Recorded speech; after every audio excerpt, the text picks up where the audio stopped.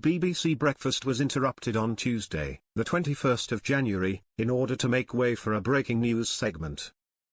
A breaking news banner appeared on the screen before John Kay and Sally Nugent interviewed the Shadow Home Secretary Chris Philp via video link.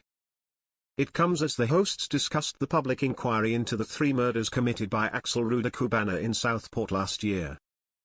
As the interview got underway, it was revealed that Prime Minister Keir Starmer will deliver a statement to the public at 8:30 am. He is due to address the public inquiry into the Southport attack after Rudakubana pleaded guilty on Monday, the 20th of January, to killing BB King, Elsie Stankham, and Alice de Silva Aguiar at a dance class on the 29th of July 2024.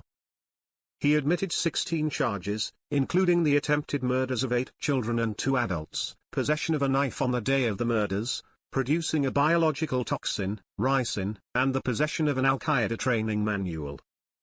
Speaking on BBC Breakfast on Tuesday, the Shadow Home Secretary spoke about the inquiry as another breaking news banner appeared on the screen. He said, "The independent reviewer of terrorism legislation, Jonathan Hall Casey, raised concerns, I think, last October about the fact that more information should be put into the public domain to make sure there isn't, as he put it, an information void. We obviously saw those terrible and completely unacceptable riots after the appalling murders, and I would like to see this inquiry also look at whether the government and police and CPS should have put a bit more information into public domain, as Jonathan Hall has suggested they ought to."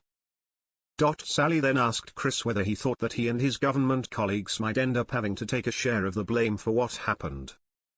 Responding to her question, the Shadow Home Secretary said, "I'm not going to speculate about what this inquiry is going to find.